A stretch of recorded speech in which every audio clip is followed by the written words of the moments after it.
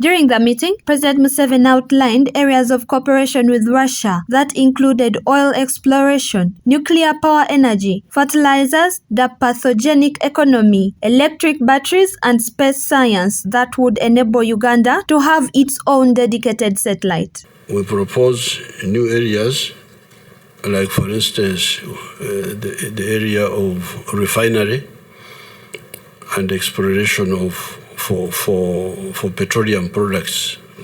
We've got some little oil which we want to export as crude, but also refine for the East African market.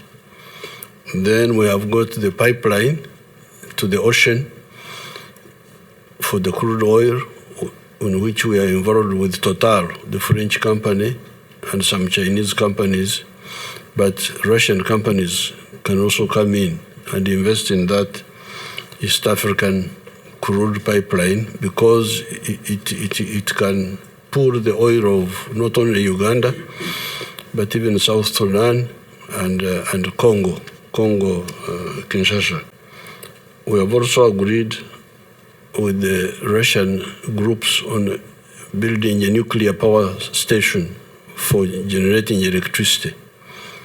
And that one is going on, and I'm very happy with that.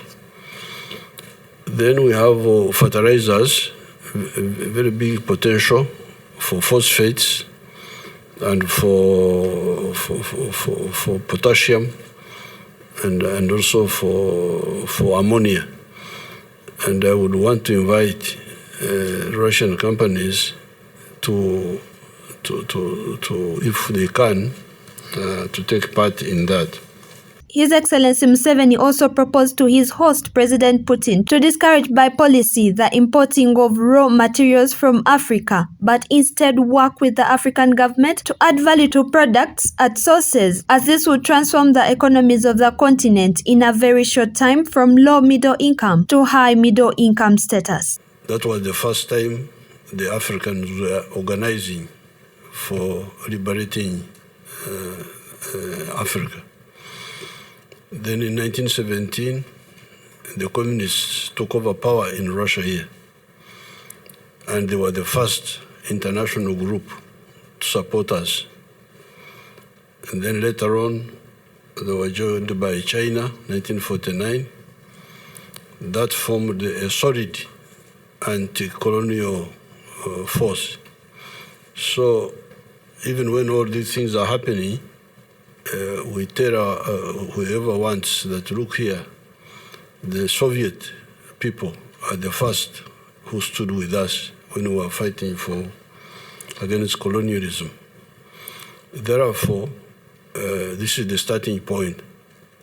President Putin, on his part, said that Russia remains committed to strengthening cooperation between Russia and Africa in economic, political, security, trade, and humanitarian areas. He said that Uganda remains one of the Russian key partner and ally on the African continent, with a diplomatic relationship that stretches over 60 years. He added that due to the good relationship and the cooperation, trade between the two countries has increased 5 times in the last 6 months compared to last year. He said that the Russian government was to double the education scholarships to the Ugandan students and up to modern laboratories that can diagnose many diseases, including epidemic ones. В прошлый раз мы виделись с вами в Сочи в ходе первого саммита Россия-Африка.